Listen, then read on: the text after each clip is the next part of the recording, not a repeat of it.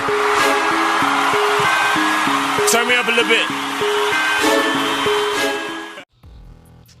Hey, what's going on, everybody? Welcome back to the meat stall. Today we're going to be doing a turkey breast. Well, actually, I'm doing 3 turkey breasts today, but I'm going to be showing you one. Here I got my breast out of the package, and I'm just cutting off a little bit of the, I guess that's wing meat that was left on the carcass. A lot of times when you get your turkey breast, they have some little pieces of meat that's hanging off, so basically you can get your snips and then you can cut those right off.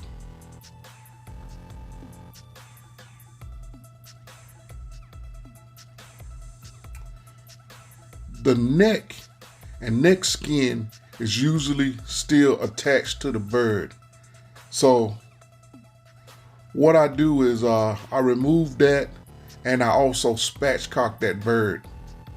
I'm using some snips that I went and picked up from Home Depot. I got these because sometimes kitchen shears don't cut through the bone as easily as these shears do. If I could say there's any drawback from doing this type of process, it would be that the shears don't really cut through the soggy skin.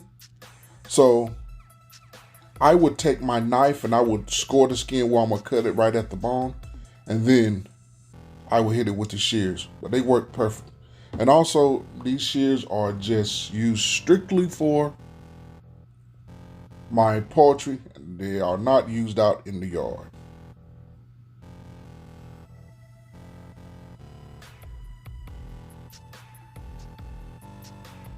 There you go. I'm getting those shears in there and I'm working,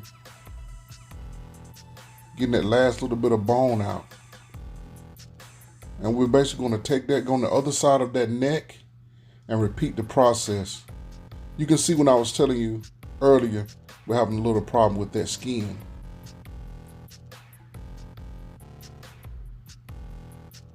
See, it kind of snags a little bit.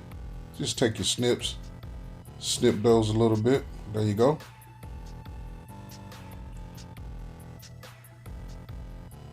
And continue down the side of that spine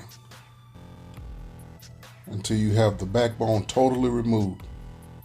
There's your backbone right there. Now there's a lot of that chicken rib meat or bone that's left. I don't like that.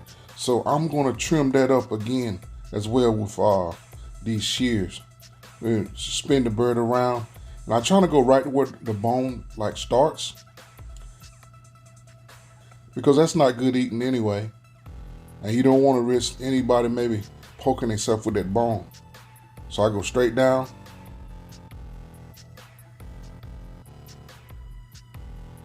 And I remove that rib meat. Feeling for any sharp bones, which you may have some left, and go through and continue to clip until you get all that rib bone out.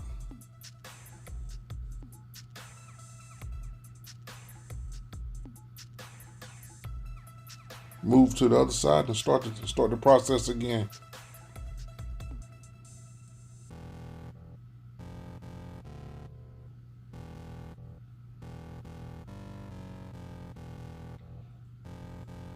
Now what I'm going to do now is I'm going to turn the breast right side up, and I'm going to attempt to spatchcock this bird. But when you spatchcock, you might want to put a small nip. There's a little more bone that was left that I found.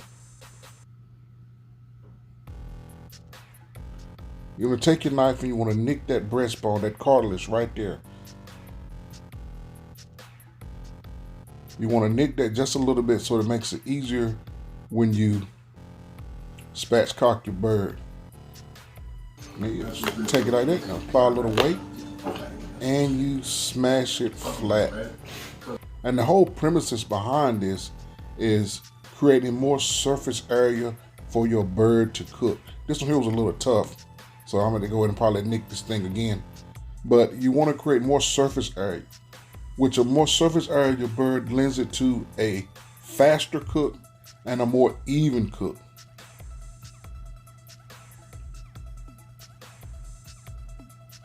Yeah, a little persuasion, and our bird is flat. What I'm gonna do to this bird is I'm gonna dry brine it rather than wet brining. I decided to do this at the very last minute, and the benefits to me to dry brining is that you can have a moist product, you use up less space inside of your refrigerator, and you also use less salt. So that's a win-win situation.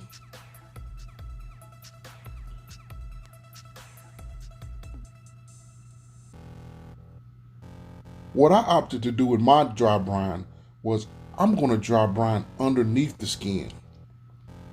A lot of people will dry brine on the skin, and through osmosis, the salt will penetrate deep inside of the bird. But what I wanted to do was I wanted to remove the skin, dry brine with kosher salt and pepper.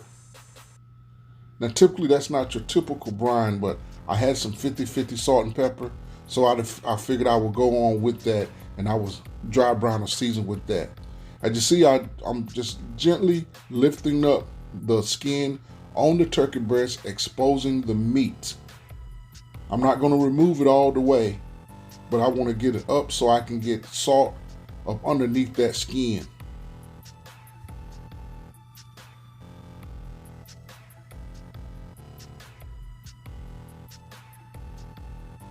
There we go. We got it all the way to the tip. And now you have that beautiful turkey breast exposed.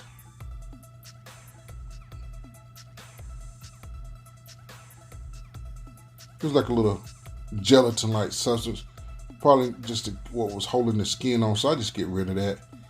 But it would melt or disintegrate during the cook anyway.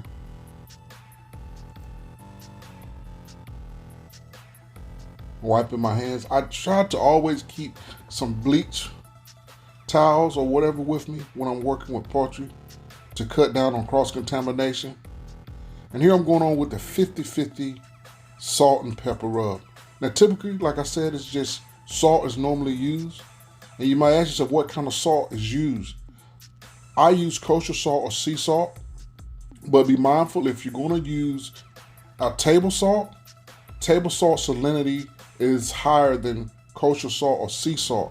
So you want to knock that back. As a rule of thumb, the amount of salt to use is 1 teaspoon per pound.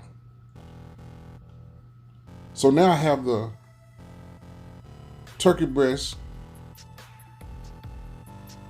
salted. I put the skin back, and on what I'm gonna do now, my next step is I'm gonna take that and I'm gonna put that in the refrigerator for 2 to 24 hours. I would recommend at least 2 hours.